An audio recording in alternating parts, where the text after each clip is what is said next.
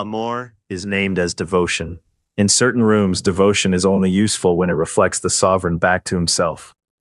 The court of Louis XI understood this before psychology found a cleaner vocabulary. The price was paid by everyone forced to orbit his insecurity. Plessis Tours was less palace than instrument. Narrow chambers, guarded passages, doors that hurt more than they opened. A place arranged for proximity and unease. Those who entered brought news, flattery, fear, and rumor. Their nerves kept the machinery warm. Picture the light there. One candle on polished metal. A king in plain dress. Suspicious eyes. A room thick with petitions. Splendor would have implied confidence. Restraint served better. The spectacle was inward. Everyone else supplied the proof that he remained central. Louis wanted confirmation without limit. He wanted to feel indispensable to every alliance, every whisper, every request. Yet a stable bond would have reduced his leverage over the room. So affection became suspect. Dependence remained welcome. His courtiers wanted safety, access, and a future not cut short by favor's collapse. They feared obscurity more than insult. That fear made them pliable. Arendt saw how atomized people cling to systems that diminish them. The bill falls on their judgment first. Messengers, clerics, rivals, kin. All entered bearing fragments of attention. Each hoped to be received as singular. Each discovered he was replaceable, the moment his offering lost heat. In Kurosawa's Rand, the same weather prevails. Vanity sits at the center. Families burn at the edges. This is the structural point. Love asks for recognition of another interior life. Supply asks for usable reflection. And discards whatever interrupts the image. The narcissistic arrangement can imitate intimacy with exquisite skill. Its cost lands on the partner, the staff, the child, the witness. Machiavelli wrote of appearances because courts reward surfaces before they reward truth.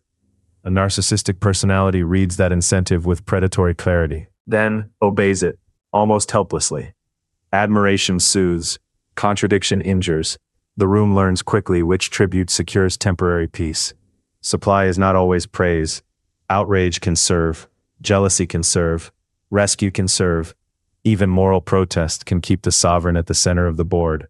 Clausewitz understood that conflict has its own momentum. The casualties are emotional before they become visible. Notice the pattern. The narcissist does not seek reciprocity because reciprocity introduces limits, and limits expose need. So the structure prefers asymmetry. One person must feel more, explain more, forgive more, wait more. That excess becomes tribute. Another human being pays with time and self-trust. At Louis's court, access was granted, withdrawn, restored, then clouded again. Favor moved like a tide because certainty would have weakened dependence. Courtiers stayed alert for signs, tones, glances, sealed notes. The king received a constant stream of psychic weather. They paid in vigilance. It expired quickly. A compliment had to be refreshed. Loyalty had to be staged again under altered light. Iris Murdoch wrote of attention as a moral act.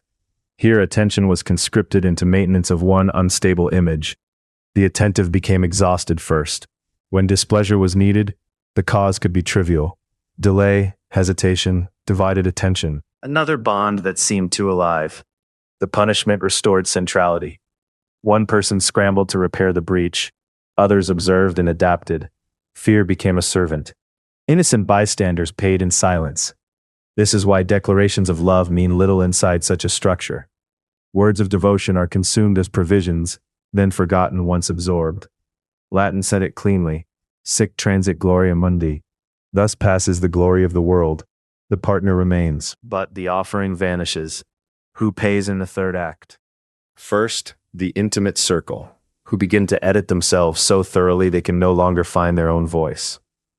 Then the outer ring, who mistake turbulence for importance. The narcissist pays too. Reality thins. Every bond becomes conditional theater. The official record usually flatters power.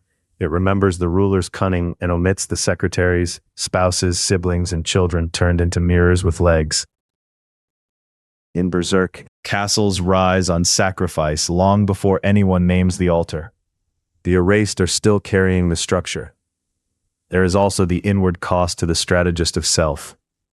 If every exchange is mined for supply, solitude becomes unbearable because no external gaze is available to stabilize the image. So stimulation must continue. The attendants lose peace. The sovereign loses any durable relation to truth. Modern rooms differ in furniture, not in logic. A manager cultivates crisis because reassurance follows. A political figure courts outrage because outrage sustains centrality. An intimate partner confuses devotion with emotional servitude. The mechanism remains identical. Those nearest the furnace absorb the heat. Years of watching this have taught me something dry and unpleasant. Grandiosity often conceals dependence more fragile than grief. People call the narcissist powerful because the surface is composed. I see a hunger arranging the room around itself. Helps. It also cools certain sympathies. The choice is plain. Study the structure or spend years mistaking extraction for love and turbulence for depth. Courts change costume, incentives rarely do. Until next time, stay sharp. Where does this doctrine challenge what you were taught?